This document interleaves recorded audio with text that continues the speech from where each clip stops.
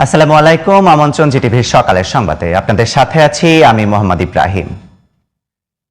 দর্শক, হামের প্রাদুর্ভাবের আরও তথ্য নিয়ে খুলনা থেকে যুক্ত হচ্ছেন সহকর্মী লিয়াকত হোসেন। লিয়াকত, খুলনা জেলার হাম সংক্রমণ কেমন দেখছেন এবং নতুন করে কোনো মৃত্যু তথ্য আছে কিনা জানাবেন আমাদের। ধন্যবাদ। আপনি যেমনটা বলেছেন, এখানে গত 24 ঘন্টায় 10 জন হাম উপসর্গ নিয়ে এখানে ভর্তি হয়েছে এবং 22 জন শিশু এখান থেকে সুস্থ হয়ে বাড়ি ফিরছে। এ পর্যন্ত খুলনা মেডিকেল কলেজ হাসপাতালে 596 জন শিশু হাম আক্রান্ত হয়ে এখানে ভর্তি হয়েছে এবং সেখান থেকে 542 জন সুস্থ হয়ে বাড়ি ফিরেছে।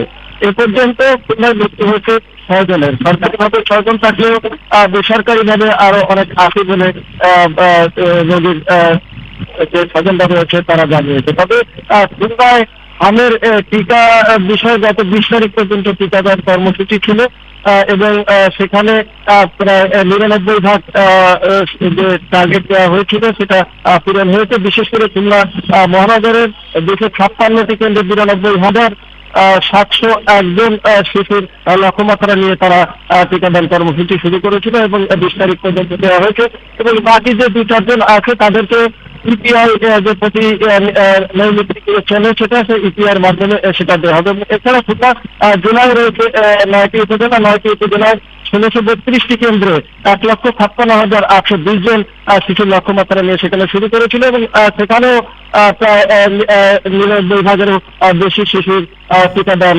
নেওয়া হয়েছে বলে তারা জানিয়েছে। তবে খুলনায় হামের কিছুটা দুর্গম কিছুটা কমেছে বলে সংশ্লিষ্ট সূত্র জানিয়েছে এবং সকলকে লিয়াকত, আপনাকে ধন্যবাদ।